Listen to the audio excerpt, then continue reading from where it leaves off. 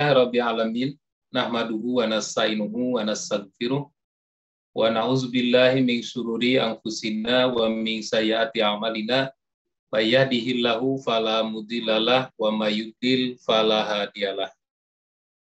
Asyhadu an la ilaha illallah wahdahu la syarikalah wa asyhadu anna Muhammadan abduhu wa rasuluhul ladzi la nabiyya ba'dah, amma ba'du.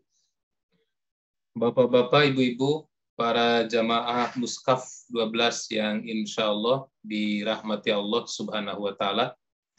Alhamdulillah, pada malam ini kita kembali berjumpa dalam kajian online membahas hadis-hadis yang berkaitan dengan ibadah, dan secara khusus pada kesempatan ini kita akan membahas hadis-hadis tentang sholat yang saya beri judul tentang sifat-sifat sholat. Ada juga yang memberi judul tentang kaifiat. Jadi kaifiat atau tata cara sholat Nabi Shallallahu Alaihi Wasallam.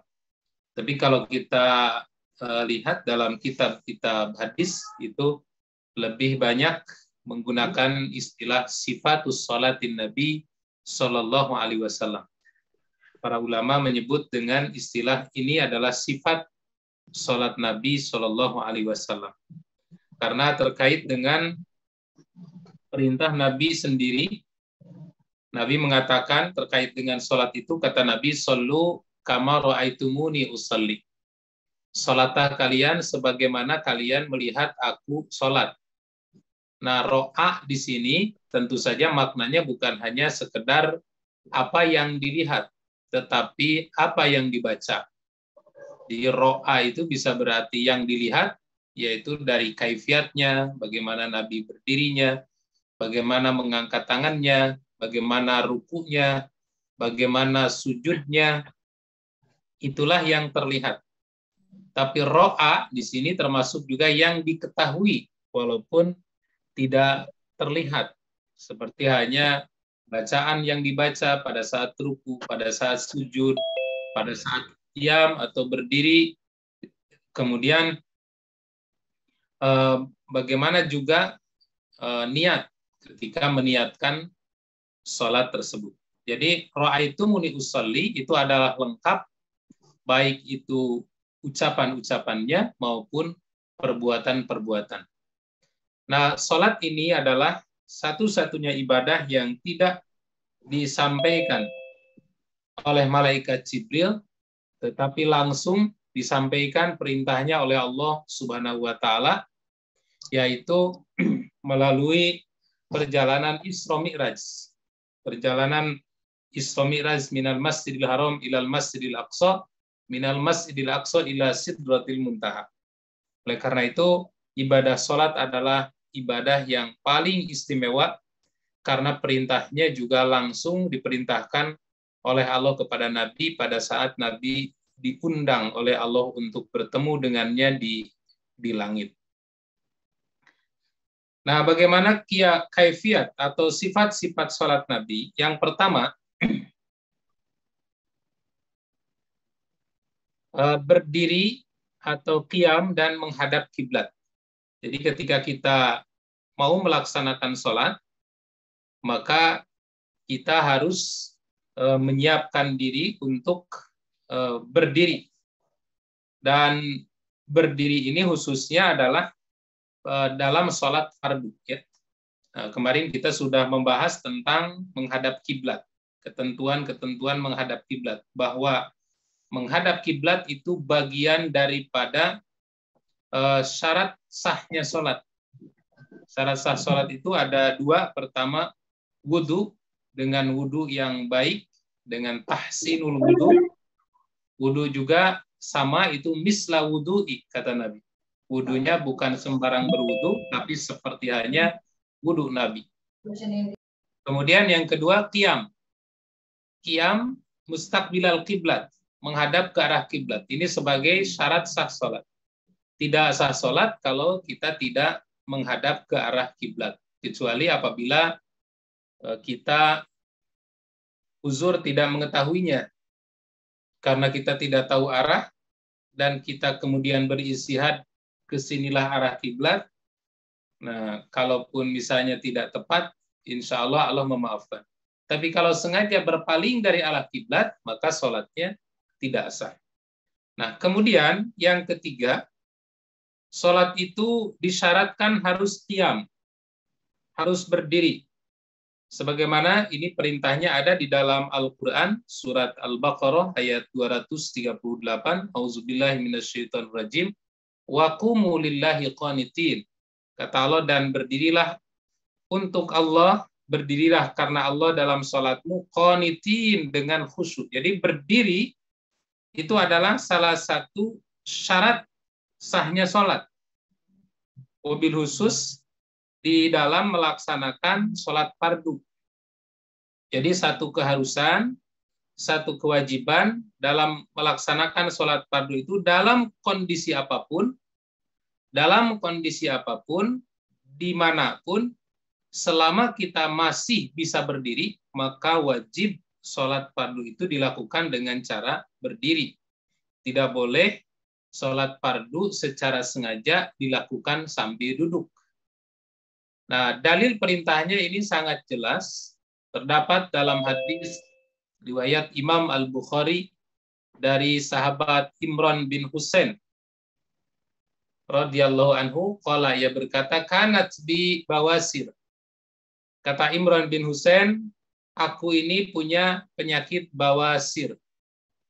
Bawasir itu artinya penyakit ambeien. Di kita jadi wasir. Ternyata wasir itu termasuk bahasa Arab itu ya. Wasir jadi bahasa Indonesia. Maksudnya ambeien. Fasa'atun Nabiya sallallahu alaihi wasallam, kemudian aku bertanya kepada Nabi sallallahu alaihi wasallam anis shalah, tentang salat. Karena Imran bin Husain ini punya penyakit ambeien, apakah boleh salat itu dilakukan sambil duduk atau tidak gitu. Karena mungkin kalau dilakukan sambil berdiri terasa kurang nyaman begitu. Maka kemudian Nabi mengatakan, sholli qaiman, salatlah kamu sambil berdiri. Fa in lam tastati, kalau kamu tidak mampu, fa qaidan, baru silakan kamu salat sambil duduk. Duduknya itu duduk murabbah ya, duduk murabbah itu semacam duduk sila gitu bagi orang yang sakit. Namun boleh juga dengan duduk tasyahud awal, namanya duduk iftirosh, duduk iftirosh. Karena duduk dalam sholat itu ada duduk iftirosh, ada duduk tawaruk, kemudian ada duduk ik'a. Ya, itu saya lupa mencantumkan gambar, menampilkan gambar. Nah, tapi nanti insya Allah akan dibahas pada materi berikutnya, bagaimana bentuk tawaruk, bagaimana bentuk ik'a, bagaimana bentuk iftirosh. Nah, cuman gambarannya iftirosh itu seperti pada posisi tahiyat awal. Kemudian tawaruk itu posisi tahiyat akhir, dan ik'a itu duduk di atas kedua tumit. Itu namanya duduk ik'a. Nah, boleh dengan murabbah bersila, itu seperti kita sila makan gitu. Kemudian boleh juga dalam posisi duduk seperti hanya duduk di tahiyat awal.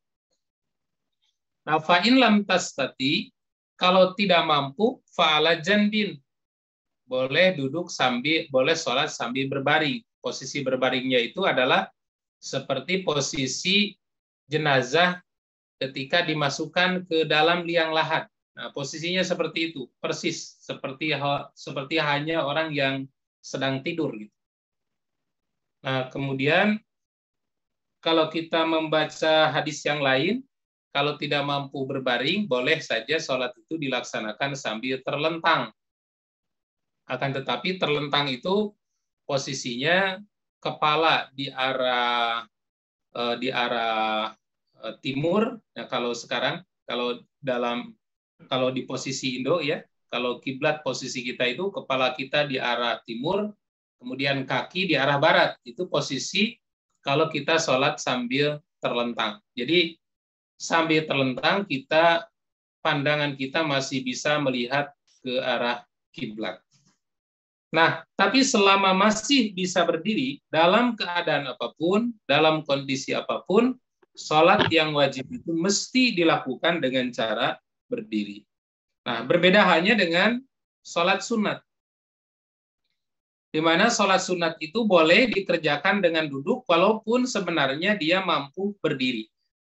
Karena dikatakan dalam hadis bahwa Rasulullah Shallallahu Alaihi Wasallam itu sering melaksanakan sholat sunnah di atas unta secara sengaja. Ya.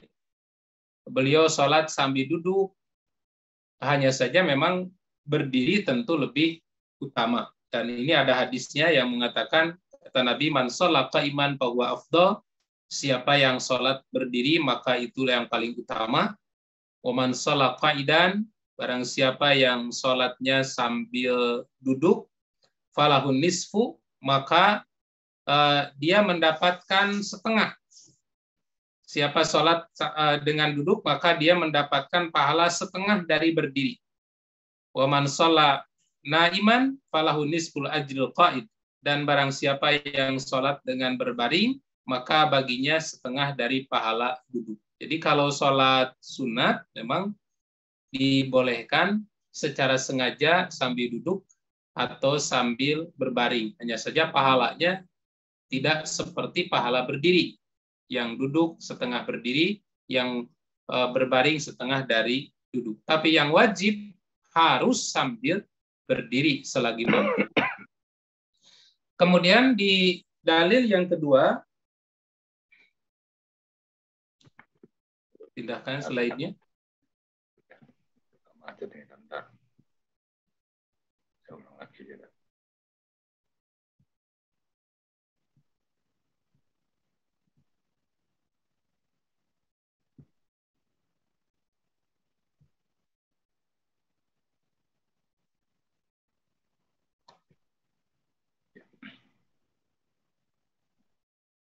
Di dalil yang kedua, ini terdapat dalam hadis riwayat Imam Al-Bukhari dan Muslim.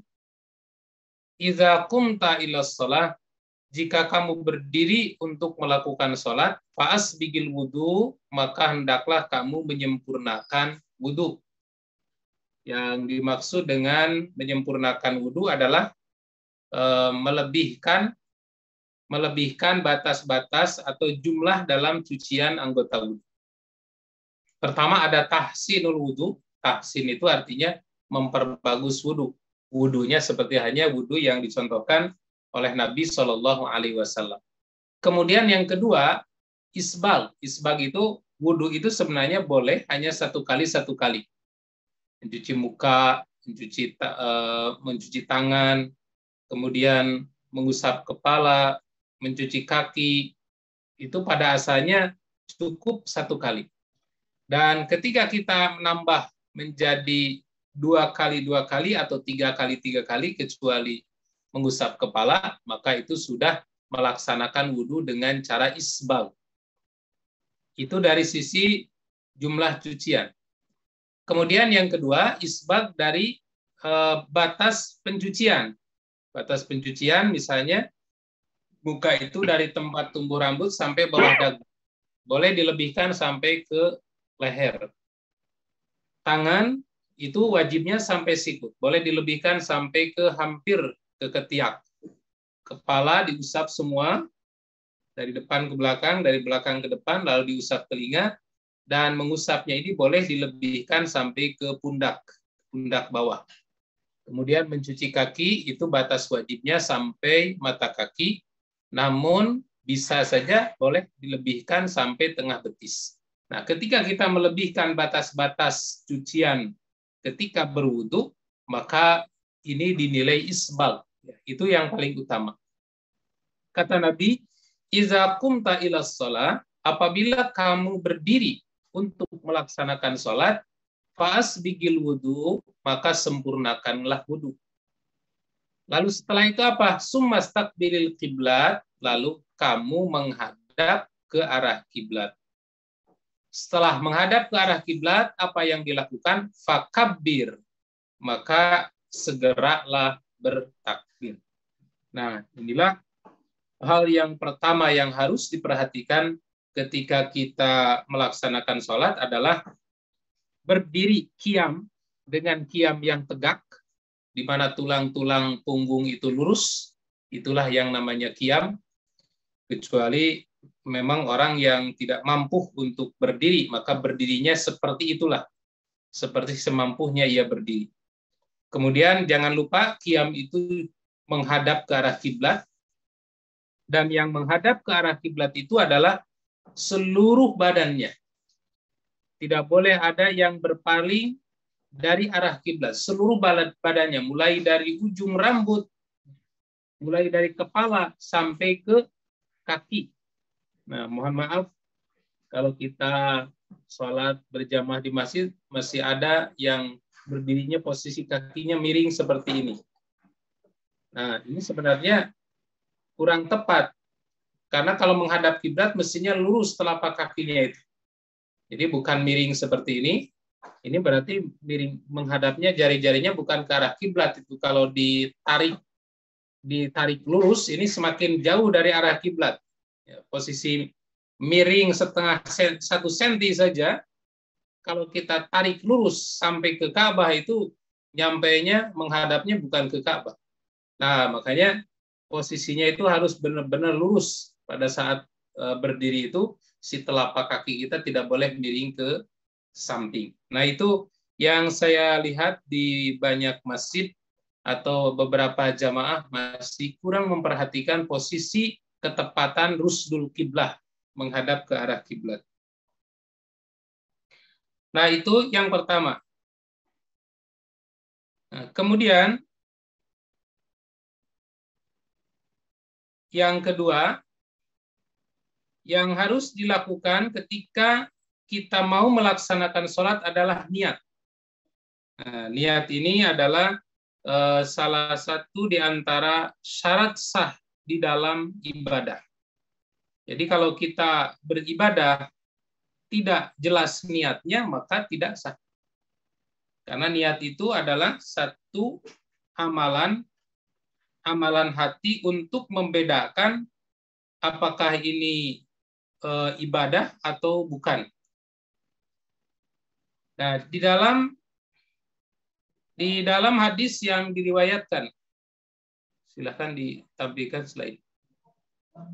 Di dalam hadis yang diriwayatkan oleh Imam Al-Bukhari dan Imam Muslim dari sahabat Umar bin Khattab radhiyallahu anhu, beliau berkata, Rasulullah Shallallahu alaihi wasallam bersabda, "Innamal a'malu binniyat." Sesungguhnya setiap perbuatan itu tergantung kepada niatnya. Wa innama likulli imri'in ma nawa, dan sesungguhnya setiap orang akan dibalas berdasarkan apa yang dia niatkan.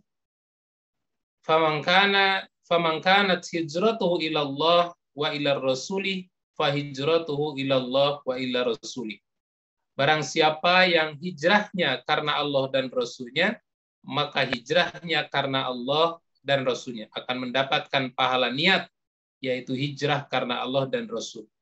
Wa man kana hijratuhu ila dunya yusibuha, siapa yang hijrah karena dunia, ia akan memperolehnya. Wa imra'atin yankihuha, atau berhijrah karena perempuan, dia akan menikahinya. Fa hijratuhu ila ma hajara ilaihi, maka hijrahnya itu dinilai tergantung bagaimana niatnya. Nah, inilah yang penting yang harus kita luruskan. Ketika kita beribadah kepada Allah itu, kita wajib meluruskan niat. Bahwa ibadah yang kita lakukan itu semata-mata lillahi rabbil alamin, niatnya karena Allah Rabbul Alamin. Nah, kemudian yang kedua, yang harus kita yakinkan, niat itu adalah menetapkan dalam hati untuk melakukan sesuatu. Ini mau melakukan apa? Nah, kalau kita sholat duhur, maka tanamkan di dalam hati kita bahwa kita akan melaksanakan sholat duhur. Kalau kita akan melaksanakan sholat asar, maka yakinkan, tanamkan dalam hati kita, kita akan melakukan sholat asar. Kalau ternyata kita mau menjama atau mengqashar, menjama atau menjama qashar, maka itu juga harus ditekankan di dalam hati bahwa kita mau menjamak sholat ini atau mau mengqashar sholat ini. Nah, itu penting. Karena ibadah itu tidak akan sah kecuali apabila disertai dengan niat yang jelas. Nah, hanya saja memang di kalangan para ulama itu terjadi ikhtilaf terkait dengan niat itu. Ada yang mensyaratkan bahwa niat itu harus diucapkan, ada yang mensyaratkan, ada yang mengatakan bahwa niat tidak perlu diucapkan. Tapi mari kita lihat apa yang dimaksud dengan niat ini. Di dalam kitab Syarah Muntahal Iradat, juz 1 halaman 393, dijelaskan dalam bab niat. Babun niyati lughatan, bab niat menurut bahasa adalah al-qasdu. Al-qasdu itu memaksud sesuatu. Jadi kalau kita memaksud, mau melaksanakan sesuatu, itu sudah niat. Seperti Bapak, Ibu meluangkan waktu bergabung dalam kajian online ini, tentu dalam hati itu ada maksudnya, ada keinginan, ada tujuan. Maka maksud sehingga bergabung dalam kajian online ini itu pasti disertai dengan niat. Maka yuqalu, seperti dikatakan nawaqallahu bi khairin, dikatakan dalam kalimat Allah berniat baik kepadamu, ay qasada bihi, yaitu Allah bermaksud baik kepadamu. Kemudian yang kedua, wa mahaluha al-qalbu, dan tempatnya niat itu adalah di dalam hati. Maka fatujzi'u wa in lam yatalaffaz, oleh karena itu cukup saja di dalam hati walaupun tidak dilafadzkan. Nah, ini definisi niat. Karena kalau mesti dilafadzkan, maka itu akan berpindah, berarti tempat niat itu bukan dalam hati tetapi di lisan. Nah, memang ada ulama yang berpendapat, mereka mengatakan as-shalah la tasihu illa binutqi, katanya salat itu tidak sah kecuali dengan an-nutqu, dengan harus diucapkan. Nah, tapi kalau kita kembali kepada definisi apa itu niat, kata para ulama niat itu adalah al-qasdu, memaksud sesuatu, wa mahaluha al-qalbu, tempatnya dalam hati, maka fatujzi'u wa in lam yatalaffad, cukup niat itu walaupun tidak dilafadzkan. Dan ini tentu saja lebih memudahkan, apalagi bagi Bapak Ibu yang awam dalam bahasa Arab, tidak perlu untuk melafalkan niat dalam ungkapan-ungkapan bahasa Arab, cukup kita meniatkan di dalam hati. Bapak Ibu mau sholat apa? Sholat duhur. Sholatnya mau dikosor atau dijamak? Dikosor. Cukup saja diniatkan di dalam hati, tidak perlu dilafalkan.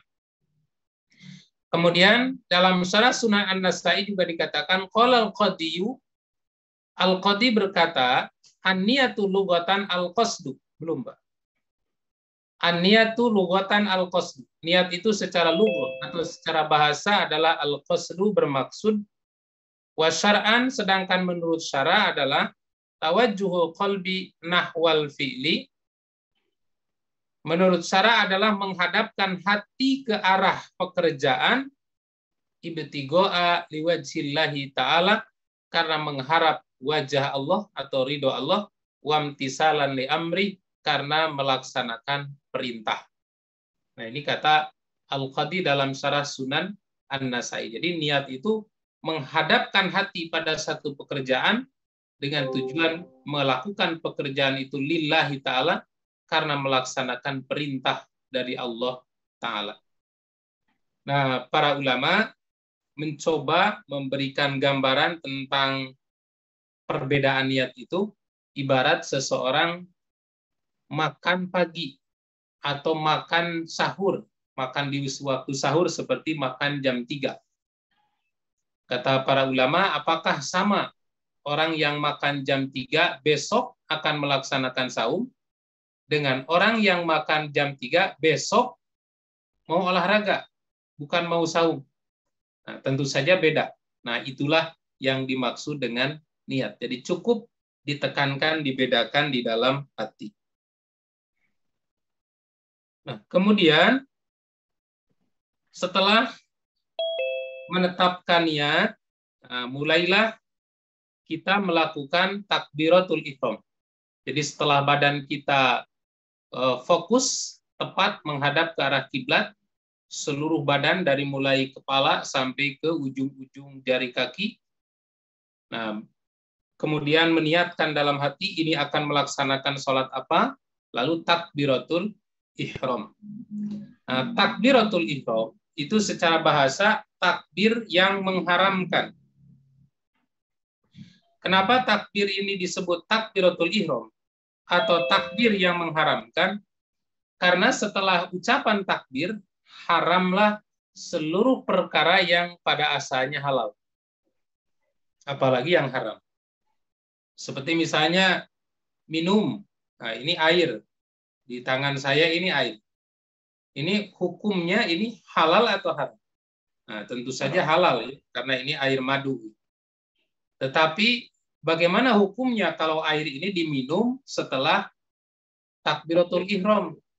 Karena jadi imam haus membaca surat yang panjang, kemudian imam minum di dalam sholat. Apakah itu boleh? Nah, tentu saja tidak boleh. Karena di dalam sholat itu tidak dibolehkan untuk makan dan minum. Demikian juga berbicara. Berbicara sebelum sholat itu halal, silahkan. Berbicara selama tidak mengandung pembicaraan yang dosa. Tidak mengandung kebohongan, tidak mengandung ucapan-ucapan dosa. Silahkan halal. Tetapi setelah mengucapkan Allahu Akbar, maka pembicaraan itu diharamkan kecuali pembicaraan kalam yang diperintahkan oleh Allah dan Rasulullah Shallallahu Alaihi Wasallam, yaitu membaca Al-Quran dan membaca bacaan-bacaan yang diperintahkan dibaca di dalam sholat. Oleh karena itu, takbir pertama mengawali sholat ini disebut dengan istilah takbiratul ihram. Artinya takbir yang mengharamkan perkara-perkara yang sebelum sholat halal, setelah sholat mah menjadi haram. Makan minum haram, berbicara haram, bergerak bebas juga haram. Nah, kemudian mulailah sholat dengan takbir, dan ini hukumnya fardu berdasar hadis riwayat imam yang 5 kecuali Imam An-Nasai.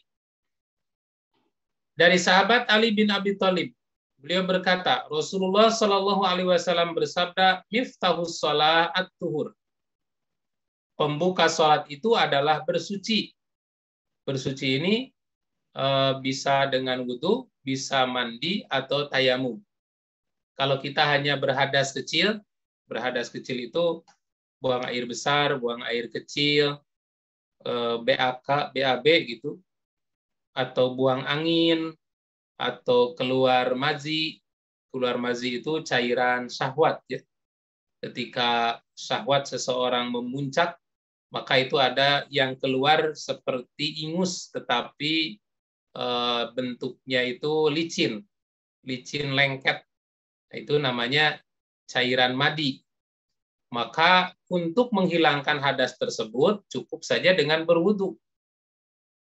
Tetapi kalau keluar hadas yang besar, hadas besar itu seperti sperma ya kalau lelaki, perempuan misalnya karena haid, karena nifas, maka hadas-hadas yang besar atau karena junub, hadas-hadas yang besar ini tidak cukup dihilangkan dengan wudu, tapi harus dihilangkan, dibersihkan, disucikan dengan mandi besar. Yang dimaksud mandi besar itu adalah mandi seluruh badan. Kalau wudu itu masuknya mandi kecil. Kenapa? Karena hanya mencuci beberapa bagian anggota badan saja. Lalu membasahi seluruh anggota badan, Itu namanya mandi besar. Nah, mandi besar itu untuk menghilangkan hadas besar. Apabila tidak ada air, atau kita dalam keadaan safar, atau kita dalam keadaan sakit, maka boleh menghilangkan hadas-hadas ini dengan cara tayamum. Tayamum itu wudhu darurat. Dan tayamum itu kaifiatnya seperti yang dicontohkan oleh Nabi, cukup saja dengan menepukkan dua telapak tangan ke tempat yang diyakini di situ ada debu. Ke tempat yang diyakini ada debu. Tempat apa saja, tidak harus langsung ke tanah. Karena pasti di sekitar kita ini ada debu, ya. Suka ada yang bertanya, bolehkah bertayamum di atas sajadah atau bertayamum di atas karpet? Nah, sebenarnya bukan masalah boleh dan tidak boleh. Apabila diyakini di tempat tersebut ada debu, silahkan bertayamum. Dan cukup saja menepukkan kedua telapak tangan, diusapkan ke muka, rata, dan kemudian diusapkan ke tangan sampai pergelangan, tidak sampai ke sikut, cukup sampai pergelangan saja, dan telapak tangan, jari-jari, cukup sampai di situ. Kata Nabi, miftahus shalah at-tuhur, pembuka salat itu adalah bersuci, yaitu dengan cara wudhu, mandi, atau tayamum. Wa tahrimuha at-takbir, yang mengharamkannya adalah takbir. Artinya yang mengharamkan perkara-perkara yang sebelum sholat halal, setelah takbir menjadi haram. Wa tahliluha at-taslim, dan yang menghalalkan adalah salam. Begitu Bapak Ibu sudah mengucapkan salam ke arah kanan dan kiri, Assalamualaikum warahmatullahi wabarakatuh. Assalamualaikum warahmatullahi wabarakatuh. Maka apa-apa yang tadi diharamkan di dalam sholat, sekarang kembali kepada hukum semula. Kembali boleh, minum boleh, berbicara boleh lagi, bergerak bebas boleh lagi, karena sudah dihalalkan dengan salam. Nah, keterangan dalam hadis ini saya beri catatan bahwa bersuci maksudnya berwudu, mandi, atau tayamum. Mengharamkan maksudnya dilarang melakukan sesuatu yang sebelum salat boleh dilakukan, seperti bicara, makan, minum, dan lain-lain. Yang ketiga, menghalalkan maksudnya adalah membolehkan lagi melakukan sesuatu yang sebelumnya tidak boleh dilakukan di dalam sholat, seperti bicara, makan, dan minum, dan lain-lain. Setelah salam diperbolehkan kembali. Nah, kemudian satu lagi, hadis yang bersumber dari Aisyah. Karena Rasulullah Shallallahu Alaihi Wasallam yastaftihus salata bitakbir. Adalah Rasulullah Shallallahu Alaihi Wasallam membuka sholat itu dengan ucapan takbir. Allahu Akbar. Kemudian wal qiraah bilhamdulillahi rabbil alamin, dan Nabi membaca dengan bilhamdulillahi rabbil alamin, surat alhamdulillahi rabbil alamin.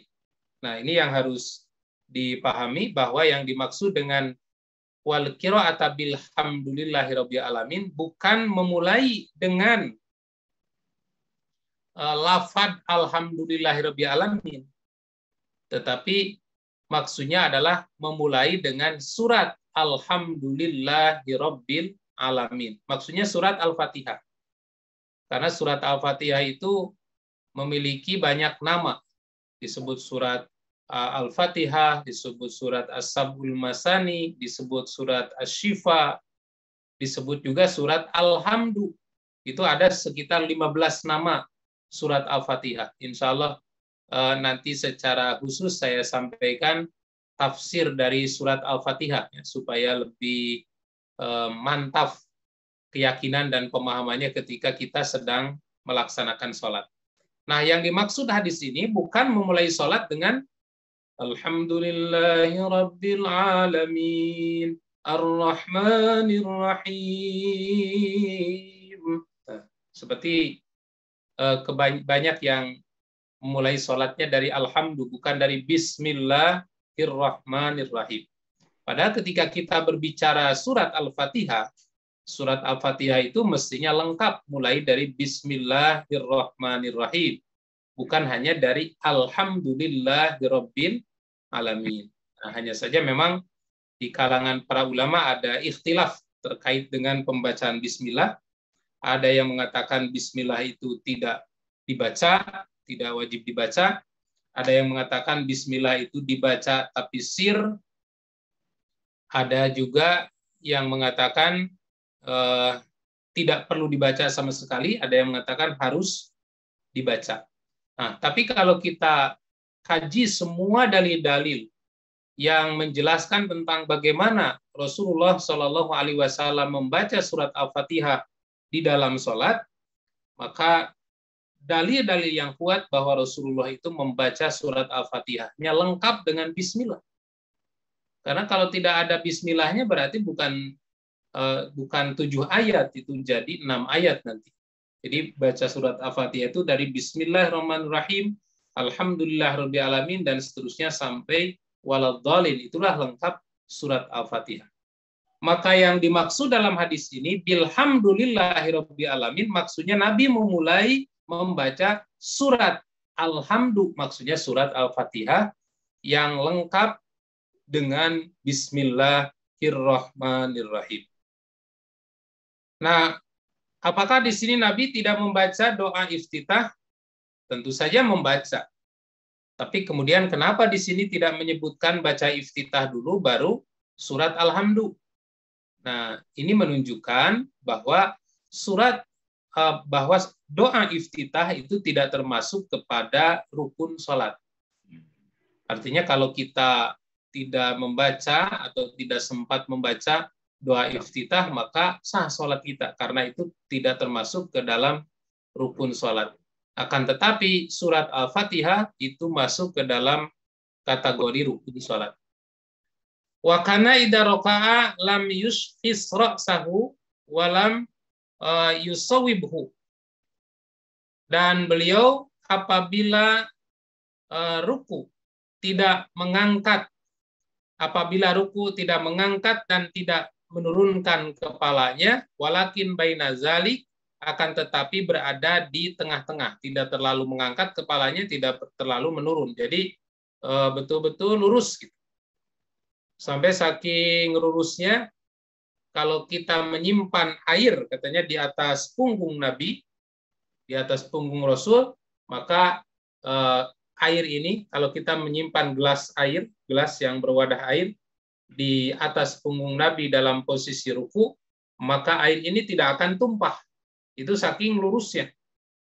Demikian juga posisi kepala itu mengiringi posisi punggung. Tidak terlalu tegak ke atas, tidak juga terlalu menurun ke bawah. Garis lurus. Wa kana idza rafa'a ra'sahu minar ruku lam yasjud hatta yastawiya qa'iman. Dan adalah apabila beliau mengangkat badannya dari ruku, bangkit i'tidal berdiri, beliau tidak sujud hingga tegak dulu berdiri. Jadi tidak begitu bangkit langsung ruku, tapi tegak dulu badannya. Setelah tegak, dan tegaknya ini disertai dengan sambil membaca doa i'tidal, ya, sambil membaca doa i'tidal, beliau setelah itu kemudian bersujud. Wa idza rafa'a ra'sahu minas sajdah lam yasjud hatta yastawiya jalisan. Dan apabila beliau mengangkat kepalanya dari sujud, beliau tidak sujud lagi hingga tegak dulu duduk, benar duduk dalam posisi tumaninah. Wa kana yaqulu fi raq'ataini at-tahiyah. Dan beliau membaca dalam setiap 2 rakaat ada bacaan tahiyat. Wa kana yafrisu rijlahul yusra. Beliau menghamparkan kaki sebelah kirinya, telapak kakinya dihamparkan kemudian diduduki. Wa yansibu rijlahul, menancapkan sebelah kanannya, menancapkan tegak berdiri. Wa kana yanha an uqbati syaiton wa yanha ayyaftarisur rajul dira'ahu iftiras as-sabu. Dan beliau melarang untuk duduk seperti halnya duduk setan. Yanha an uqbati syaiton, dan beliau melarang duduk seperti duduk syaiton. Kemudian wayanha ayyaf tarisar rajul dira'ahi iftiras as-sabu, dan beliau melarang duduk seperti duduknya binatang buas. Iftiros, ya, menghamparkan sikut seperti binatang buas yang lagi nagok gitu ya, bahasa Sunda nama, kayak gogok gitu kan, sikutnya kena ke lantai. Itu pada saat posisi sujud tidak boleh. Kemudian posisi duduk setan itu, mohon maaf, kakinya bertumpang gini ya, bersilang numpang, an uqbatis syaiton. Nah, kemudian wa yakhtimus shalah bitaslim, dan beliau mengakhiri salat itu dengan ucapan salam. Duduk setan duduk di atas tumit, agak susah mencontohkannya. Nanti saya tampilkan gambarnya supaya lebih paham.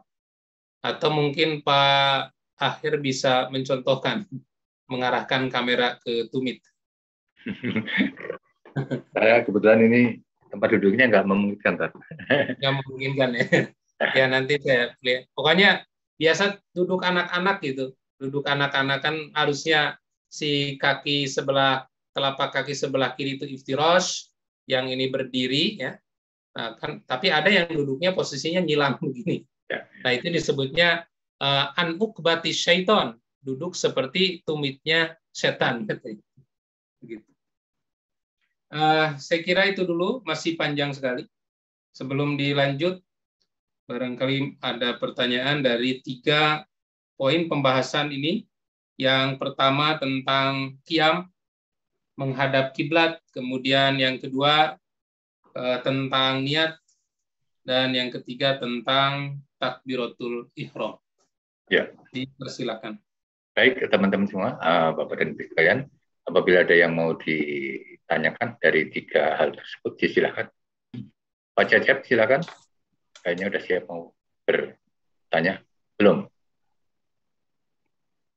Pak Ustadz. Silakan. Oh iya, Pak Irf. Silakan. Saya baca di satu referensi bahwa makmum yang agak jelas, Pak. Kurang jelas. Saya baca di referensi bahwa makmum itu kalau takbir tidak boleh dikeraskan, ya? Betul?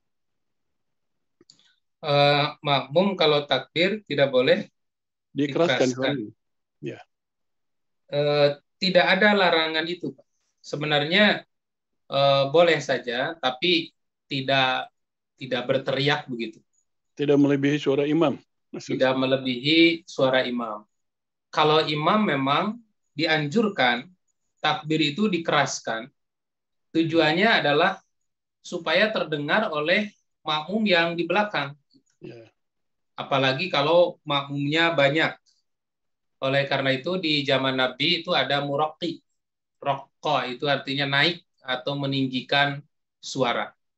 Ya. Jadi misalnya ketika Nabi membaca Allahu Akbar, kemudian Abu Bakar mengeraskan Allahu Akbar. Ya. Sami Allahu liman hamidah. Sami Allahu liman hamidah. Kemudian Rabbana walakal hamd. Sami Allahu liman hamidah. Rabbana walakal hamd.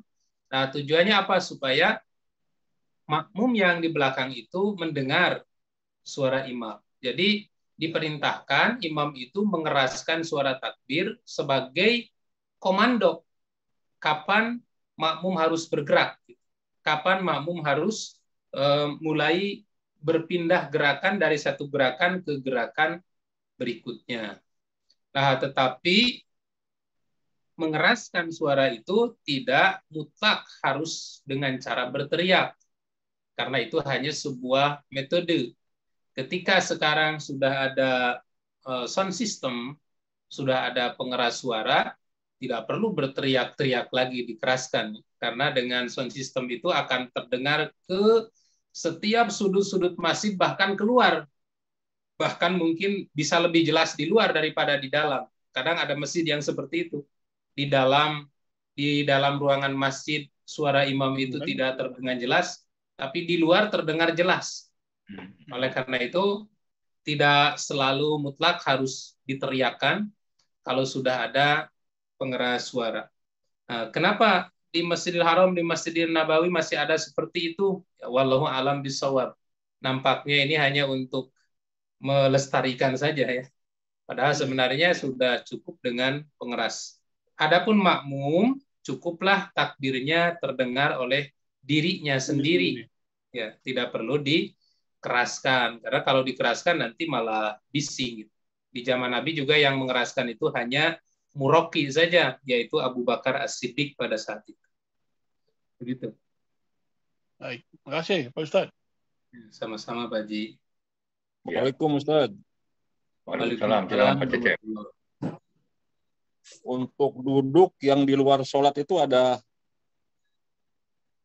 azabnya nggak Ustadz? Misalnya kalau kita duduk terus punggung kaki itu, telapak kaki punggungnya itu dua-duanya dikelantaikan gitu Ustadz. Atau ada yang lain misalnya ketentuan Ustadz? Kalau duduk di luar sholat tidak ada ketentuan. Jadi dipersilahkan duduk yang sekira nyaman saja. Duduk yang diatur dalam sholat, yang diatur itu hanya dalam sholat. Dan itu Nabi menyebut ada 3 macam. Pertama duduk iftirash, yaitu seperti posisi duduk dalam tahiyat awal. Kemudian yang kedua duduk tawaruk, yaitu seperti posisi duduk dalam tahiyat akhir di mana maq'ad atau maq'ad itu bahasa Arab ya, bahasa kitanya pantat kita langsung duduk di langit. Kemudian si kaki kita berada di tengah betis, itu posisi duduk. Kemudian yang kedua iqa. Kalau iqa itu adalah duduk di atas tumit, melipat jari-jari kaki ke arah kiblat. Jadi ini jari-jari kaki, nah dilipat gitu, dilipat semua menghadap ke arah kiblat dan kita duduk di atas tumit kaki. Itu namanya iqa. Sekali-kali Rasulullah itu kadang melakukan duduk ini di antara 2 sujud, ya. Tapi tidak sering Nabi melakukan hal itu. Nah, adapun duduk setelah sholat itu sebagaimana nyamannya silahkan. Misalnya mau duduk di atas tumit dengan punggung kaki nempel ke lantai gitu. Berarti si jari-jarinya tidak menghadap kiblat itu. Jari-jarinya menghadap ke belakang, ke arah belakang makmum, ke arah belakang kita. Mangga. Atau mau duduk murabba'. Duduk murabba' itu adalah silang begini, kakinya bersilang seperti hanya duduk sila gitu ketika sedang makan, itu juga silahkan. Mau duduk ini saja, mau duduk iftirash silahkan, mau duduk tawaruk silahkan, mau duduk iqa silahkan. Jadi di luar sholat mah tidak ada ketentuan. Begitu Pak Haji. Ya, jazakallah Ustaz. Syukran. Amin wa jazakallah. Udah tanya jawab nih. Silakan Pak Ali. Waalaikumsalam Ustaz. Assalamualaikum warahmatullahi wabarakatuh. Ini Ustaz, kalau sholat berjamaah itu kadang gini, kita sebagai makmum, kita baru ayat ke-5 baca Al-Fatihah, imam sudah ruku gitu. Ini kita kalau menyelesaikan Al-Fatihah, kalau sholat asar sama zuhur gitu ya, sholat sir, kita kan ketinggalan Ustaz. Bagaimana kekurangan kita ini, langsung kita ikut imam atau terlambat menyelesaikan Al-Fatihah, tapi terlambat ruku bersama imam. Nah, yang keduanya Ustaz, misalnya kita kan kalau sholat zuhur sama asar itu masing-masing baca sendiri-sendiri ayat kayaknya itu kan. Ya. Nah itu kadang-kadang kita baca pendek surat ayat itu, tapi imamnya panjang. kita nunggu atau kita menyambung baca ayat yang lain gitu. Kan gitu kan, imam kan baca Wadduha, kita baca Inna Atayna kan jauh tuh bedanya. Nah, kita udah selesai, imam belum. Kita nambah ayat baru atau nunggu aja gitu. Menunggu gitu ya, Pak. Kan Ustaz. Ya, yang pertama, bagaimana apabila kita bermakmum kepada imam pada saat membaca surat Al-Fatihah baru 5 ayat, imam sudah ruku. Apakah menyelesaikan membaca Al-Fatihah atau mengikuti imam? Nah, ini persoalan yang krusial dalam sholat sebenarnya ya Pak ya. Jadi kasus ini adalah menurut saya adalah kasus yang krusial, kasus yang sangat parah di dalam sholat. Kenapa? Karena dua-duanya juga wajib. Menyelesaikan surat Al-Fatihah hukumnya wajib, sehingga kalau kita sholat tidak baca, tidak sempurna bacaan surat Al-Fatihah ini, maka tidak sempurna sholatnya. Demikian juga apabila kita sholat tidak tertib ittisal dengan imam, itu juga sama. Tidak sempurna sholatnya, bahkan dapat dinilai tidak dinilai berjamaah gitu. Jadi antara menyelesaikan surat Al-Fatihah dan mengikuti imam itu adalah persoalan yang wajib di dalam sholat. Hanya saja banyak imam yang tidak paham ini, sehingga sholatnya terburu-buru, tidak memikirkan makmum. Makmum itu kadang-kadang kan ada yang baca surat Al-Fatihahnya pelan. Bismillahirrahmanirrahim. Alhamdulillahirabbil alamin. Seperti sepuh-sepuh itu saya mendengar baca surat Al-Fatihahnya seperti itu. Padahal sebenarnya menikmati gitu. Lancar sebenarnya baca surat Al-Fatihahnya, tapi begitu menikmati. Alhamdulillahirabbil alamin. Ar-Rahmanir-Rahim, tartil sekali. Seperti pengalaman saya dulu ketika almarhum Kiai Haji Aceng Zakaria masih hidup, saya pernah mengimami beliau, itu terdengar surat Al-Fatihahnya dinikmati gitu. Nah, akhirnya saya memberikan kesempatan karena terdengar sampai beliau selesai. Walaupun saya sudah selesai, beliau belum selesai, diberi kesempatan. Nah, itu yang harus diperhatikan oleh imam. Makanya syarat menjadi imam bukan hanya bagus bacaan Al-Quran, tapi memahami sunnah. Ini yang pokok, yang penting. Pertama, bacaannya bagus, stok hafalannya juga banyak. Yang kedua, dia paham terhadap sholat, khususnya dalam menyematkan bab imam. Kalau imam tergesa-gesa sampai makmum terlewat surat Al-Fatihah, maka menjadi dosa. Tapi kalau karena nanti bisa ketika ruku kita memilih bacaan satu kali saja, gitu. Kan bacaan tasbih tidak terbatas sebenarnya. Kebanyakan di kita ngambil 3, padahal tidak terbatas. Nah, selagi masuk rukunya, lebih baik tamatkan dulu surat Al-Fatihah yang ruku gitu. Jangan sampai dibaca 5 ayat itu. Bukan sisanya ditanggung imam, Ustaz.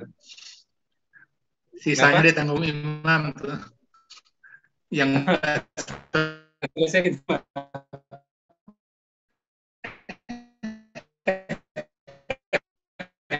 kemudian yang kedua, jadi selagi masih bisa tersusul, usahakan ditamatkan ya, surat Al-Fatihah.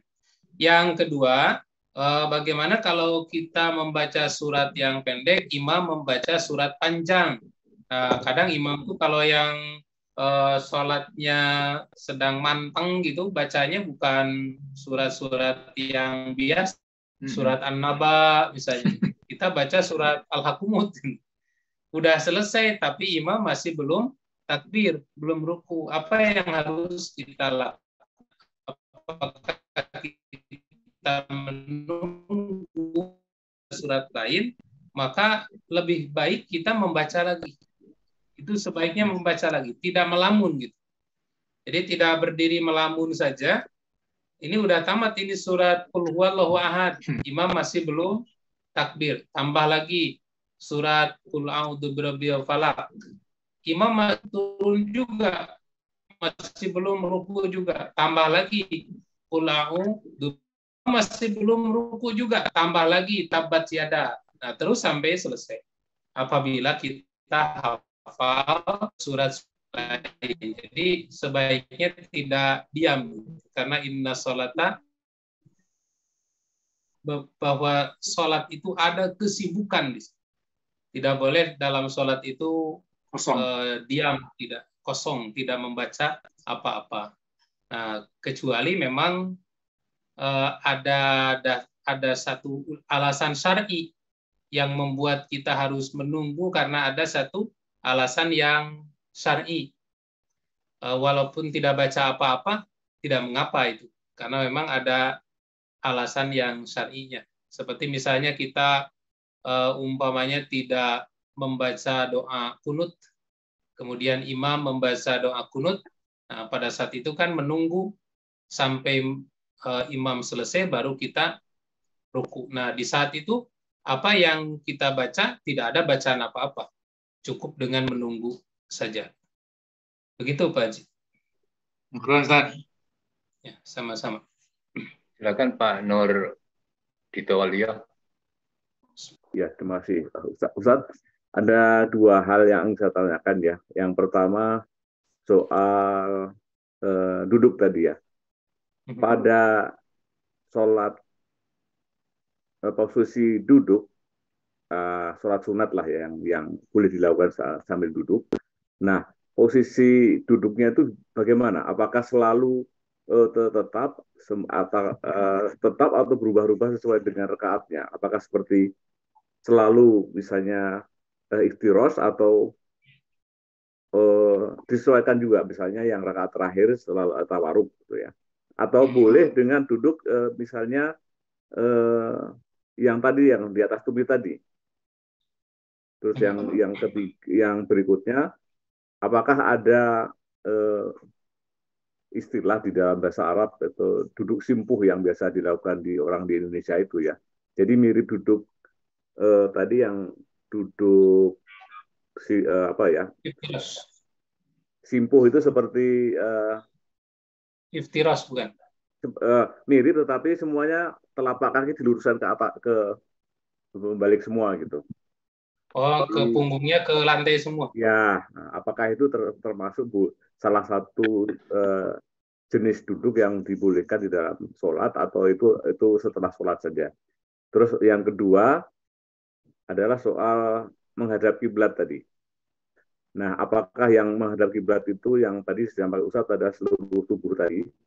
Apakah itu juga termasuk telapak tangan pada saat misalnya takbir atau pada saat takbiratul ihram atau misalnya yang kedua misalnya duduk pada saat iftirosh tadi, apakah juga pahanya itu harus diusahakan juga sejajar sehingga menghadap kiblat?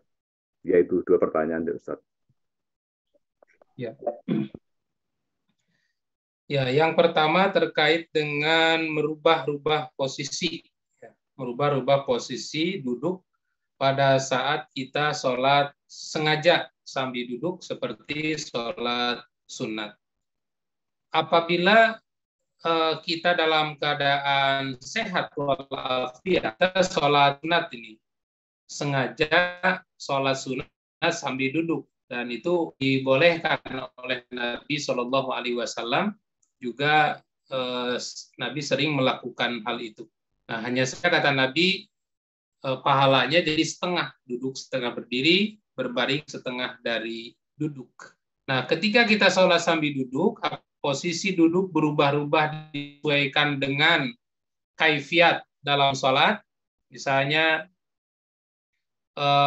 ketika kita sedang duduk seperti duduknya sholat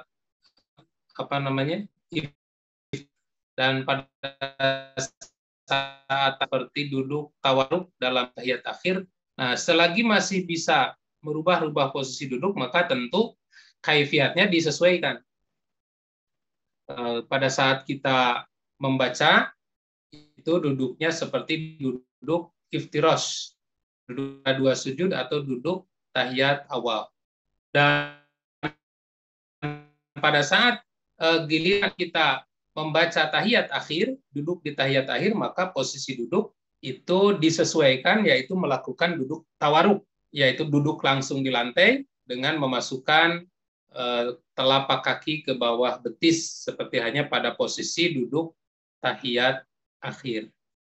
Nah, tetapi apabila kita tidak bisa merubah-rubah duduk seperti hanya orang yang sedang sakit, maka cara sholat orang yang sedang sakit itu dengan cara murabbah, yaitu dengan menyilangkan kakinya, dengan menyilangkan seperti hanya kita duduk makan, nah tapi tetap jari-jarinya menghadap kiblat.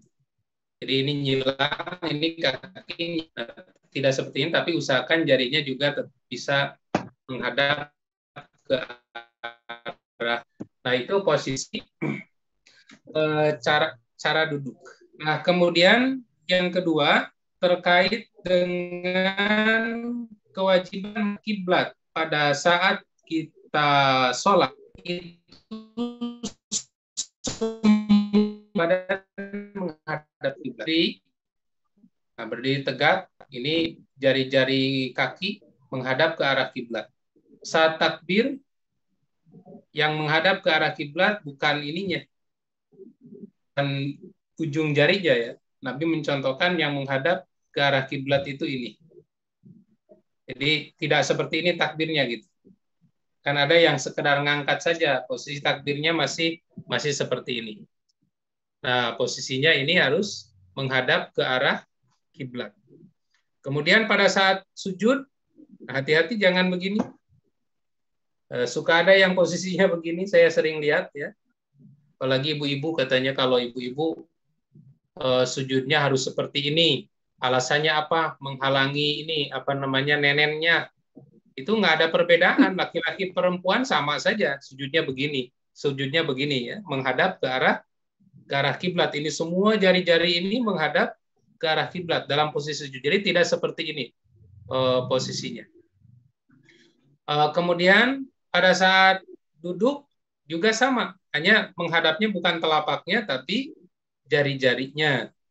Termasuk jari kaki, perhatikan sebisa mungkin semua jari-jari kaki juga berbelok arah, mengarah semua ke arah kiblat. Kemudian dengkul juga sama, ya. Sebisa mungkin dengkul pun mengarah ke arah kiblat. Jadi tidak terlalu renggang gitu si posisi dengkul itu. Nah, kemudian apakah ada di dalam Islam bersimpuh dengan cara punggung telapak kaki nempel ke lantai semua? Nah, itu tidak diatur ya. Kalau duduk itu nampaknya itu mah duduk sesuai dengan kebutuhan saja gitu. Jadi di dalam kitab-kitab fikih, dalam kitab-kitab hadis, para ulama tidak membahas tentang cara duduk seperti itu. Duduk di atas tumit dengan punggung kaki ditempelkan ke lantai semua, jari-jarinya ke belakang. Di dalam hadis dan di dalam kitab-kitab fikih, para ulama tidak membahas posisi duduk seperti itu. Itu mah nampaknya sesuai kebutuhan saja gitu. Gitu. Ya, syukur Ustaz. Ya. Berikutnya silakan Pak Arianto. Ya, Assalamualaikum warahmatullahi wabarakatuh. Waalaikumsalam warahmatullahi wabarakatuh. Ustaz mau nanya Ustaz, untuk sholat yang 2 rakaat, apakah ada hadis yang duduknya iftirosh Ustaz? Karena saya lihat banyak ikhwan kita sholat yang 2 rakaat itu duduk tahiyatnya iftirosh.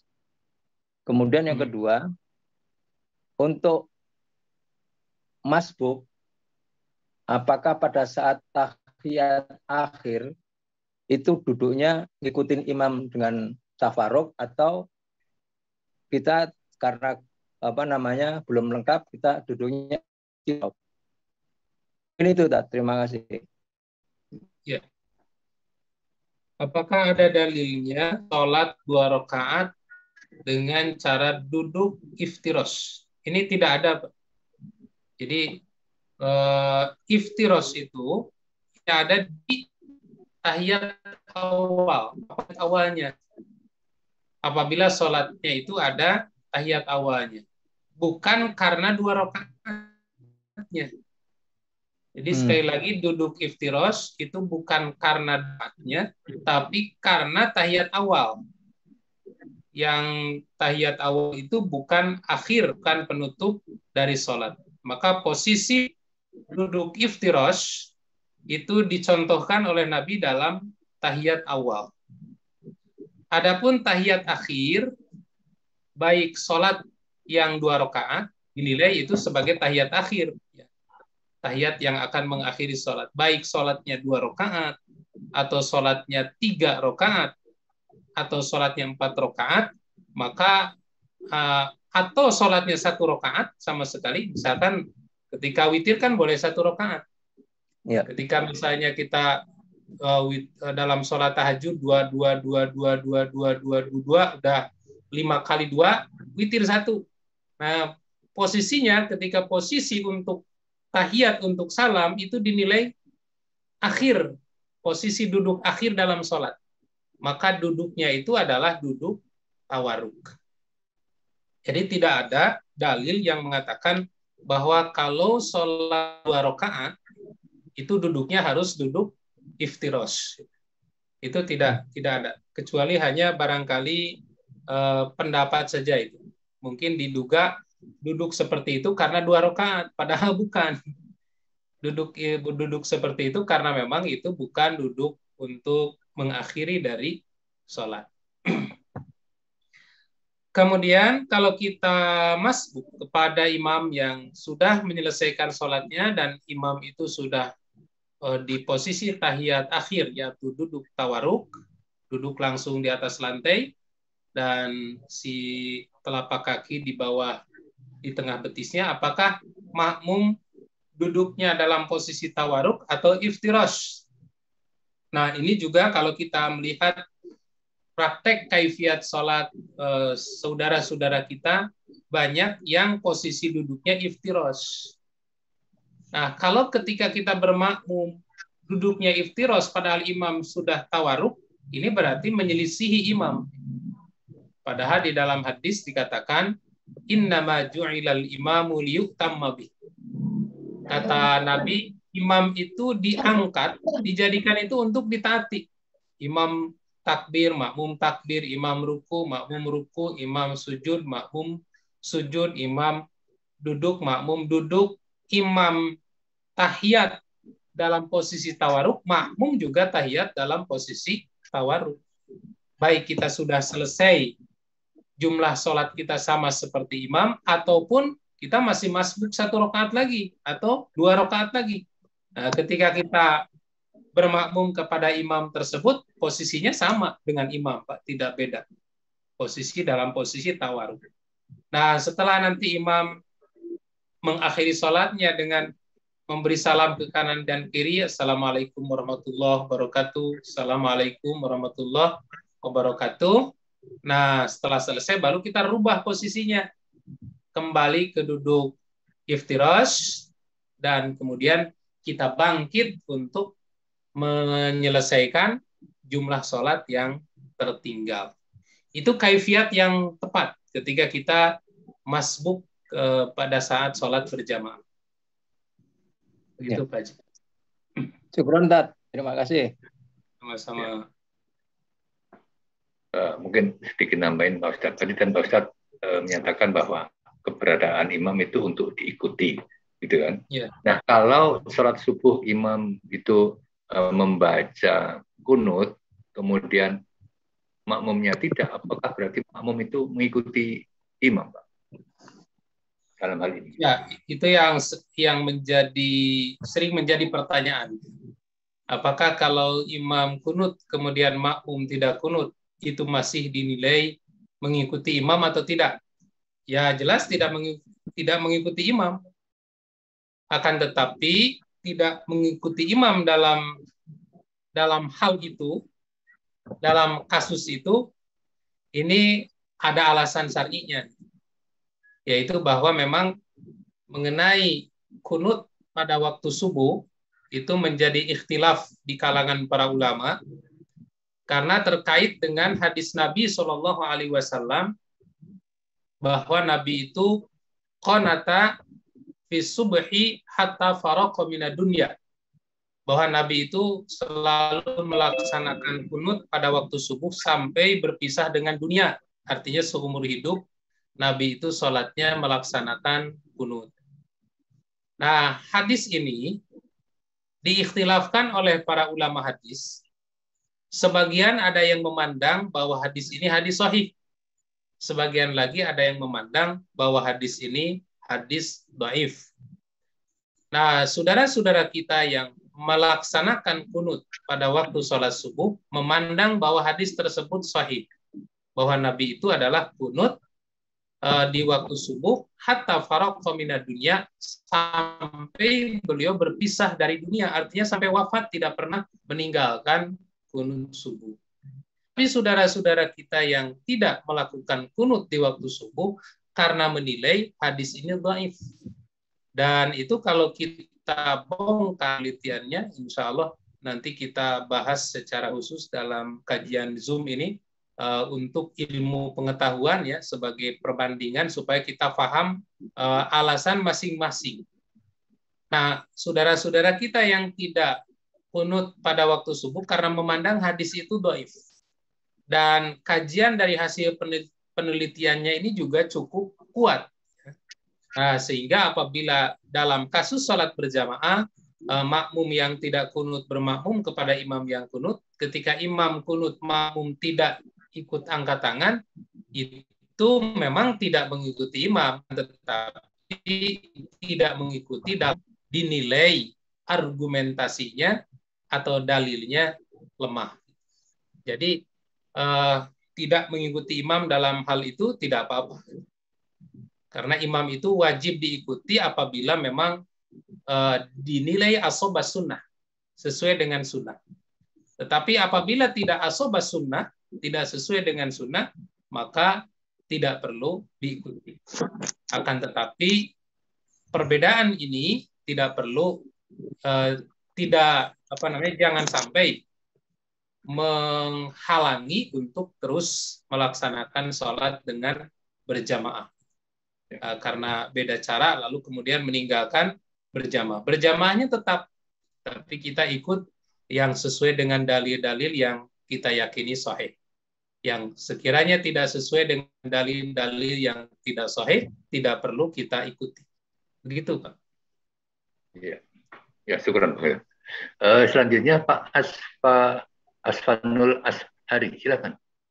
Terima kasih, Pak. Assalamualaikum, Pak Ustadz. Waalaikumsalam. Kalau boleh dibuka aja nih ya, Pak, Zoom-nya, Pak, videonya. Kalau dibuka. Saya mau tanya, pada kondisi saat sekarang, untuk menentukan arah kiblat sudah sangat mudah, baik dengan menggunakan sarana teknologi maupun dengan peristiwa azam di saat matahari di atas Ka'bah. Kemudian apabila kita ketahui sebuah masjid yang arah kiblatnya tidak sesuai dengan arah kiblat, yang penyimpangannya cukup jauh di atas 10 derajat, apakah kalau kita sengaja sholat ke tempat tersebut, sahkah sholat kita atau bagaimana? Sementara kita tahu bahwa arah sholat kita nggak benar gitu. Demikian Pak Ustadz, terima kasih. Ya, hasil dari penelitian tim Majelis Ulama Indonesia ya, memang masjid-masjid di Indonesia ini banyak sekali yang tidak tepat arah kiblatnya. Sehingga dulu ada satu program dari Majelis Ulama itu untuk meluruskan arah kiblat dengan mengeluarkan sertifikat. Jadi ada sertifikasi arah kiblat gitu. Waktu dulu itu zaman berapa tahun yang lalu ya, saya lupa. Nah, kalau masjid yang arah kiblatnya lurus itu dikeluarkan sertifikat bahwa ini masjid lurus. Kalau sekiranya masjidnya tidak tepat arah kiblatnya, biasanya digeser, dibetulkan posisinya. Makanya setelah ada program sertifikasi arah kiblat itu, banyak masjid yang jadi rubah-rubah posisi arah kiblatnya. Yang asalnya bagus, lurus, jadi miring begitu.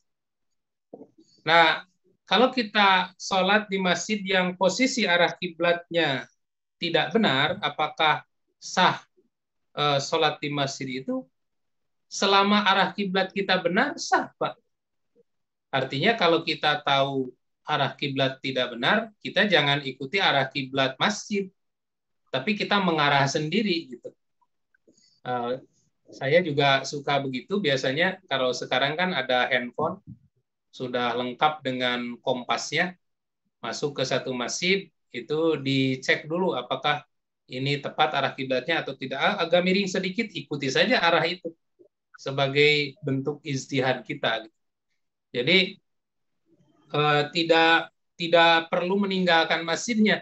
Yang penting kita mengarahnya benar gitu. Kalaupun misalnya teman-teman tidak mau mengarah, yang penting arah kita benar, miring sedikit menurut kita, oh ini ke arah ini sekitar 10 cm misalnya. Nah, yang diharuskan itu kitanya ya, bukan masjidnya.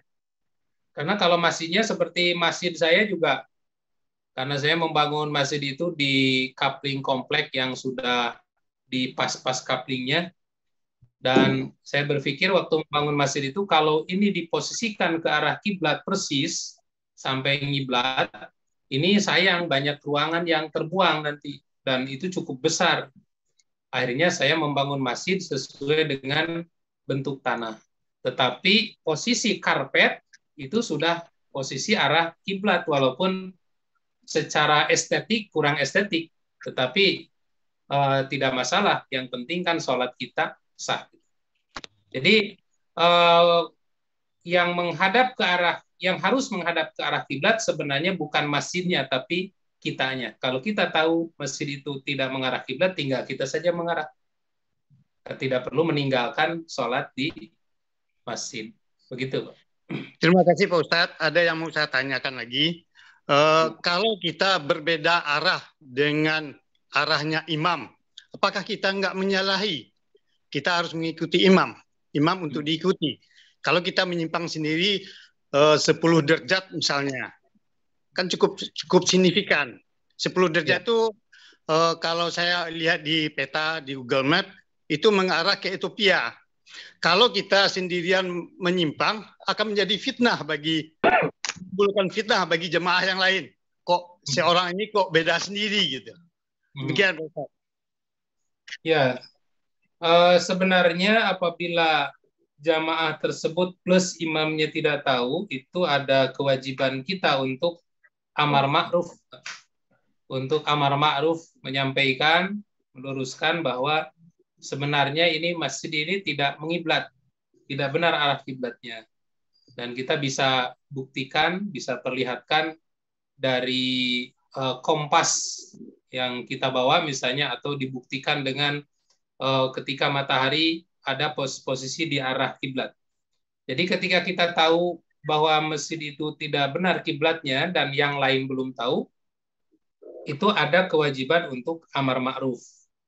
Nah, namun apabila kita sudah menyampaikan dan mereka kekeh begitu, nah, tidak berdosa, Pak, karena memang itu yang benar.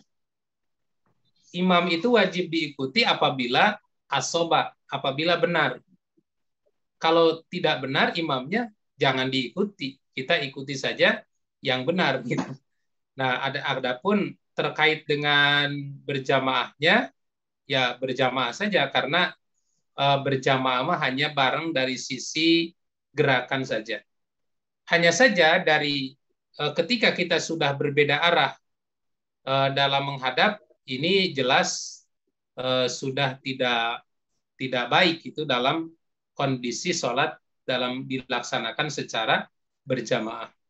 Makanya persoalan ini adalah persoalan yang sangat penting ya, untuk disamakan dalam satu masjid itu.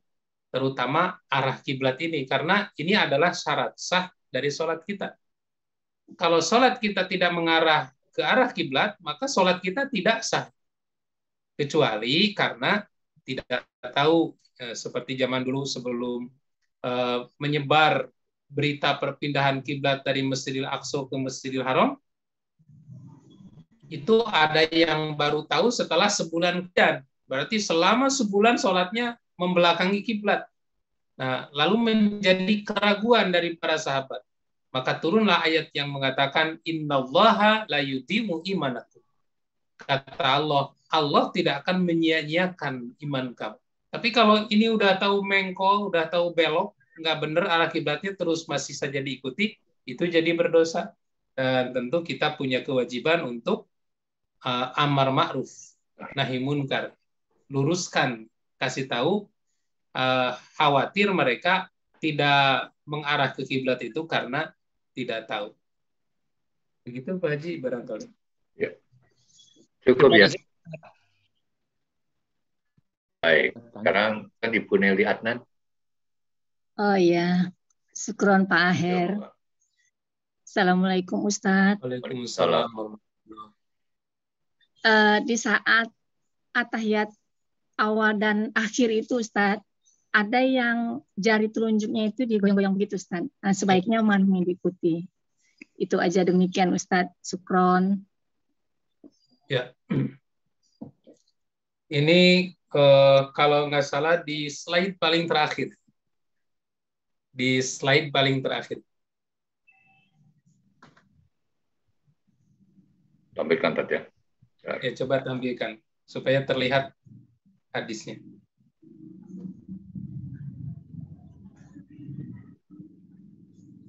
Di bab telunjuk.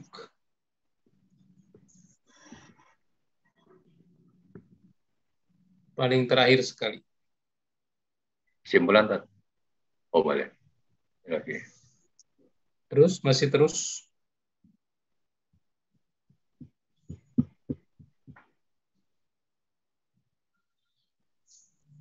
Nah, sedikit-sedikit ke atas. Kedua. Terus.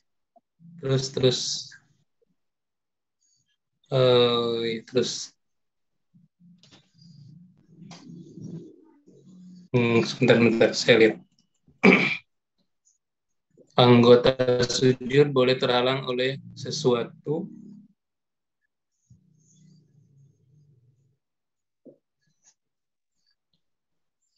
Lagi ke atas, Pak.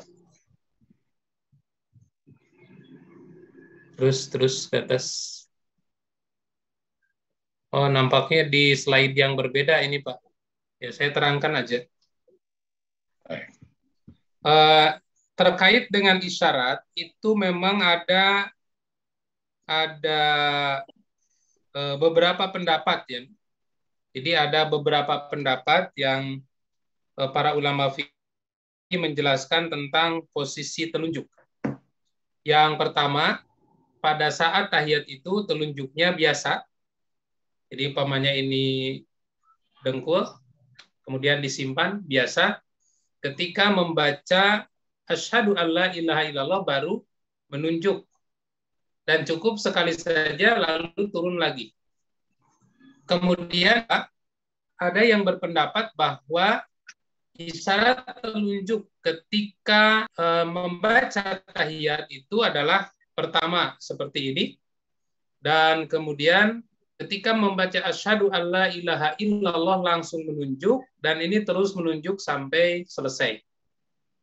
Kemudian yang ketiga, ulama berpendapat bahwa isyarat itu mulai dari at-tahiyatulillah, dengan jarinya itu terus menunjuk sampai selesai. Dan yang keempat, at-tahiyatnya itu pada saat telunjuknya itu pada saat membaca at-tahiyat itu terus ditunjuk dan digerak-gerakan sampai selesai. Jadi ada 4 pendapat terkait dengan memberi isyarat telunjuk pada saat sholat. Nah, yang ada dalilnya itu hanya 2. Yang ada dalilnya dari hadis itu hanya 2 pendapat. Yang pertama, yang menunjuk dari awal sampai akhir. At-tahiyatul mubarakatus salawatu thayyibatu lillah.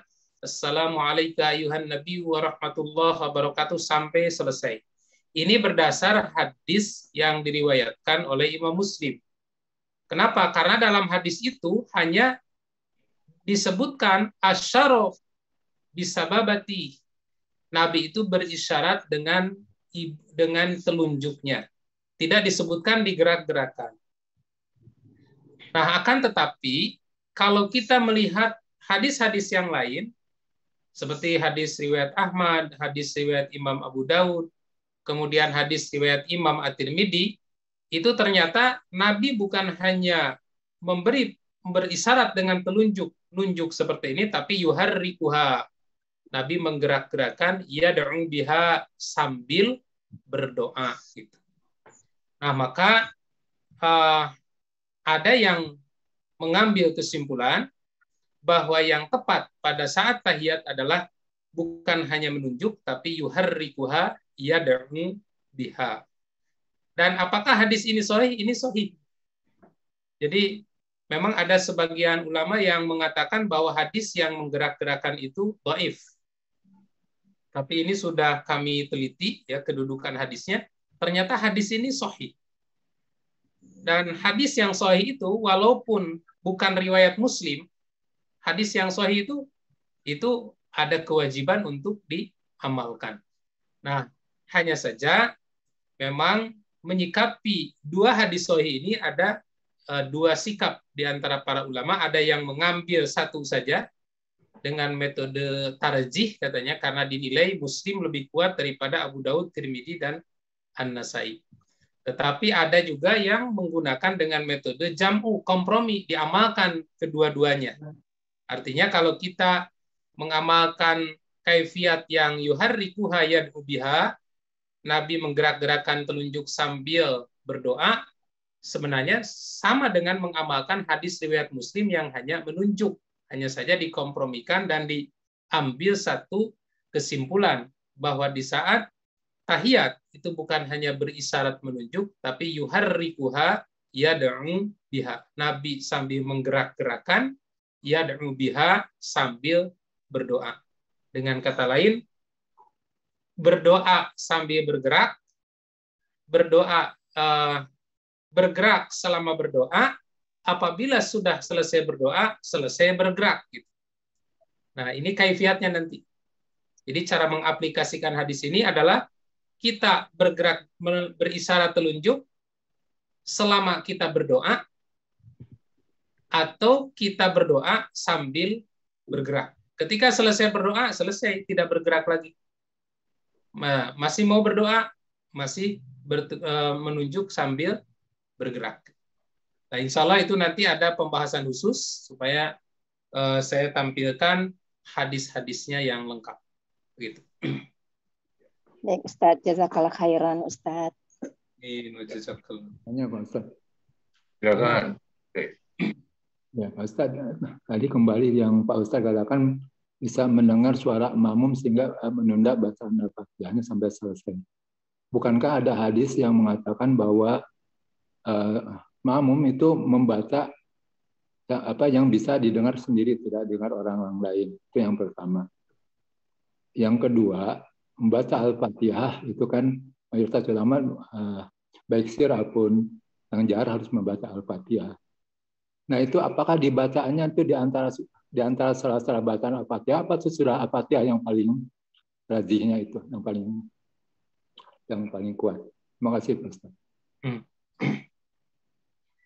Ya, yang dimaksud mendengar bacaan makmum sampai selesai membaca Al-Fatihah itu maksudnya dalam sholat sir, Pak.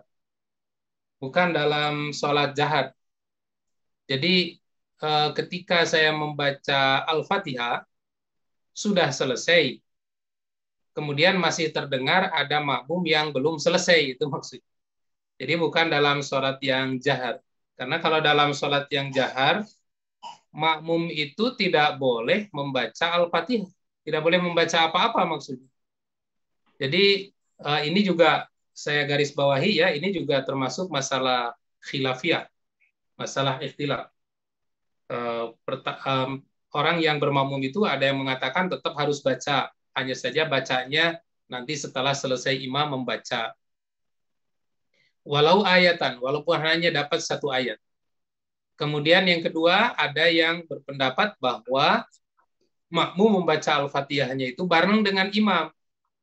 Jadi imam baca, makmum juga baca Bismillahirrahmanirrahim, Bismillahirrahmanirrahim, Alhamdulillahirrahmanirrahim, Alhamdulillahirrahmanirrahim, terus ikut membaca. Nah, adapun menurut hadis yang sahih dan dalil-dalil yang kuat, ketika kita sholat berjamaah dalam sholat jahriyah, seperti sholat isya, sholat maghrib, sholat subuh, yang bacaan surat Al-Fatihah dan surat selain Al-Fatihahnya dijaharkan, makmum itu tidak boleh baca. Kewajiban makmum itu fastami'u wa angsitu, dengarkan dan diam. Karena mendengar juga sebenarnya sama dengan membaca. Itu perintahnya. Nah, sehingga dia mendengar bacaan imam, bila nanti imam salah bisa mengingatkan. Imam keliru bacaannya bisa meluruskan. Jadi yang kuat adalah yang berdasar dalil yang kuat, kewajiban makmum dalam sholat berjamaah yang bacaannya jahar, itu makmum nggak boleh baca. Dengarkan saja imam. Tidak perlu mengikuti bacaannya. Nah, adapun yang saya sampaikan tadi, itu dalam kasus saya sudah selesai baca surat Al-Fatihah, karena guru saya ini dekat dengan saya, sholatnya, terdengar belum selesai Al-Fatihahnya. Nah, sehingga saya menunggu sampai beliau selesai membaca Al-Fatihah. Itu maksudnya, Pak. Bukan dalam sholat jahar. Gitu. Sebenarnya waktunya sudah lebih. Tapi masih ada satu lagi yang mau bertanya, boleh Pak Ustadz ya? Silakan, Bu Fadilah. Ya. Enggak. Oke. Assalamualaikum Pak Ustadz. Assalamualaikum Pak Aher. Waalaikumsalam. Mengenai itu Pak, saya masih gampang kadang untuk zikir-zikir bacaan lain, misalnya la ilah atau tasbih atau salawat, itu bagusnya sebelum salam terakhir, sebelum salam atau setelah sholat selesai. Nah itu Pak Ustadz. Katanya ada yang waktu sujud sebanyak-banyaknya gitu. Ya, terima kasih. Assalamualaikum warahmatullahi wabarakatuh. Kalau zikir-zikir itu ba'da sholat. Ya. Jadi membaca la ilaha illallah, astagfirullah, kemudian subhanallah, alhamdulillah, Allahu akbar, la ilaha illallah, itu ba'da sholat, bukan sebelum sholat. Hanya saja yang jadi kontroversi itu bukan zikirnya tapi doanya, itu Bu. Jadi doanya itu ada yang mengatakan kalau berdoa ba'da sholat itu katanya bid'ah. Tidak ada dalil berdoa ba'da sholat. Ba'da sholat itu bukan berdoa tapi cukup zikir saja, yaitu membaca astagfirullah 3 kali, kemudian subhanallah 33, alhamdulillah 33, Allahu akbar 33, la ilaha illallah 1, udah selesai. Tidak ada perintah berdoa setelah selesai sholat. Malah saudara kita itu menganggap itu adalah perbuatan yang bid'ah katanya. Tidak dicontohkan oleh Nabi. Yang dicontohkan oleh Nabi berdoa itu adalah sebelum salam. Jadi setelah innaka hamidum majid, silahkan di situ berdoa sebanyak-banyaknya atau pada saat kita bersujud. Nah, kalau berdoa setelah sholat, nah mereka mengatakan udah terlambat katanya, waktunya sudah bukan waktu yang tepat. Nah, akan tetapi setelah saya pelajari hadis-hadisnya sebenarnya boleh saja, dan itu termasuk waktu mustajab. Jadi setelah kita membaca zikir ya, astagfirullah 3 kali, subhanallah 33, alhamdulillah 33, Allahu akbar 33, la ilaha illallah 1 menjadi 100, itu boleh silakan membaca doa sesuai dengan kebutuhan-kebutuhan kita. Dan itu termasuk waktu mustajab. Hanya saja memang kualitas mustajabnya tidak setinggi dengan kualitas mustajab di waktu sujud dan sebelum salam.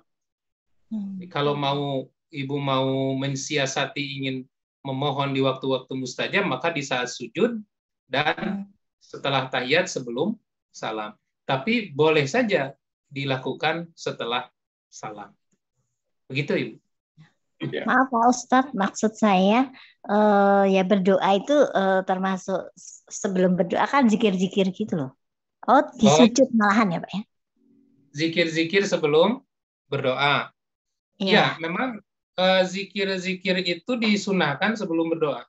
Jadi sebelum berdoa itu menyanjung Allah dulu. Tidak langsung meminta. Subhanalladzi la ilaha illa anta astaghfiruka wa atubu ilaik. Nah, seperti doa itu. Jadi mensucikan Allah dulu atau menyanjung Allah dulu.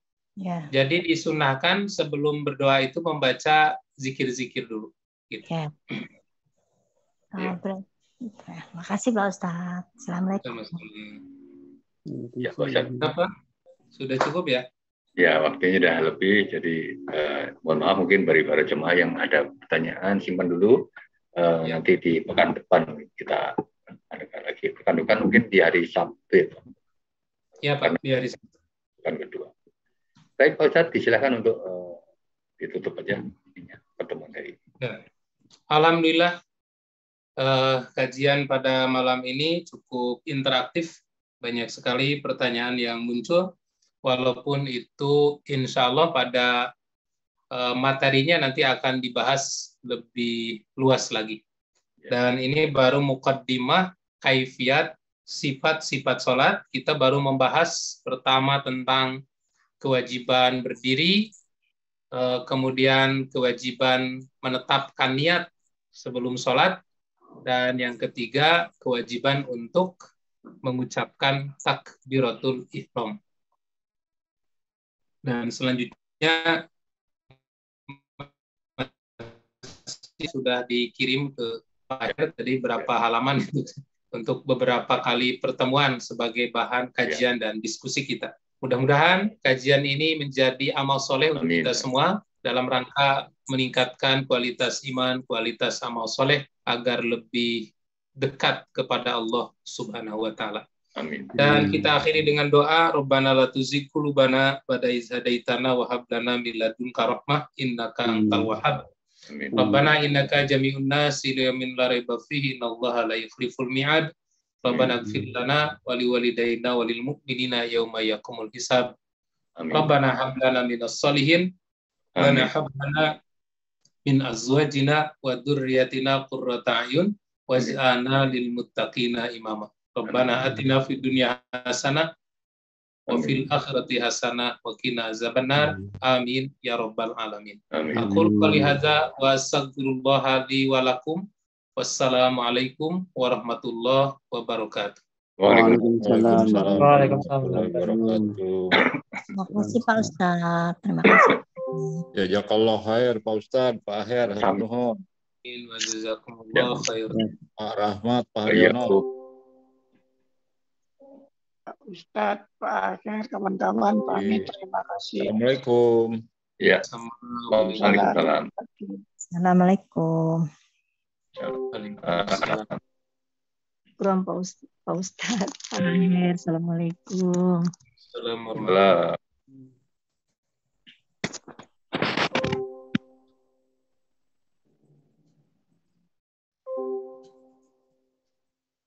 Ya Mas Joko.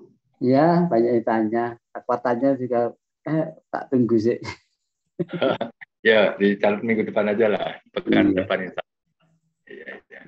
Cari memang. Kalau ini memang banyak pertanyaan, banyak. Ya. Karena banyak. Beda mazhab juga beda. Iya. Ya, mazhab. Beda prakteknya juga kadang-kadang bingung.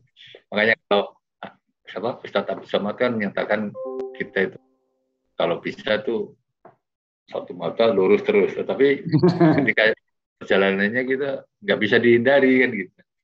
Tadi misalnya mempercayai mazhab yang tidak menggunakan, terus kemudian kita sholat subuh di tempat yang berkunut, gitu kan. Kalau kita nggak mengikuti, dianggap kita nggak begitu imam kan, gitu kan. Berarti kan salah terputus hubungan antara makmum sama Iya. imam. Itu masalah. Karena kalau kita ya tadi sudah dijelaskan sih. Jadi Iya. masalahnya beda gitu ya. Ya, kita Pak, silakanlah.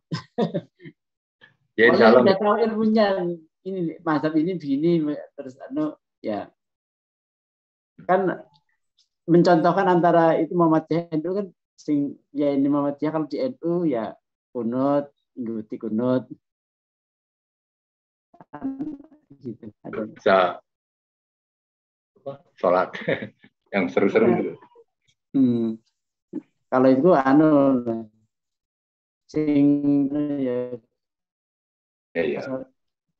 yang kayak Pak Dahlan itu kan kalau dia jadi makmum kan ya ikut kunut gitu loh. Ya, mengikuti inilah. Mengikuti masyarakat yang ada di situ. Iya, yes. Mana wawalam lah, mana. Iya, tapi memang pertanyaannya baru aja berapa, berarti kalau sholat itu banyak. Pertanyaan. Oh iya, kalau sholat banyak. Pasti banyak.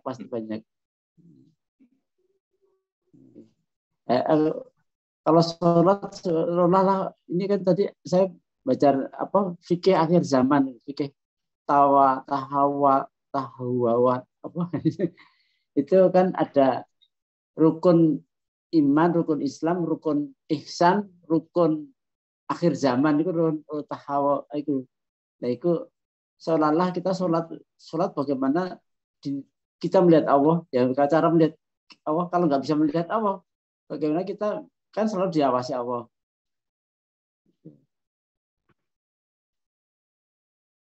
Ya kalau kita bisa lah, karena kan kalau tidak bisa diawasi. Diawasi. Terus ya itu kebetulan di TV City kan Andar TV baru membahas fikih akhir zaman. Oke Mas, sudah. Ya. Iya. Pak rasanya gimana tuh? Iya, monggo. Assalamualaikum. Mas Sidik nggak ikut ya kayaknya. Siapa? Sidik. Pak Sidik.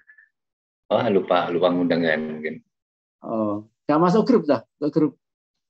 Belum masukkan. Oh. Nanti masukin lah. Monggo. Matur nuwun Mas Joko. Oke, assalamualaikum. Salam. Pak Abi dari Pak Abi. Ya, mangga. Oh, ada. Oh, diam saja. Ya. Biasanya Bapak nanya. Ya, kesempatan yang lain sama ini. Sambil tadi.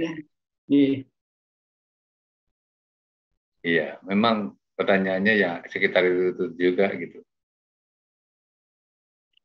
Nanti lah kalau ini nanya. Ya. Ya, oke. Mohon izin saya matikan ya Zoom-nya. Ya, siap, Nun.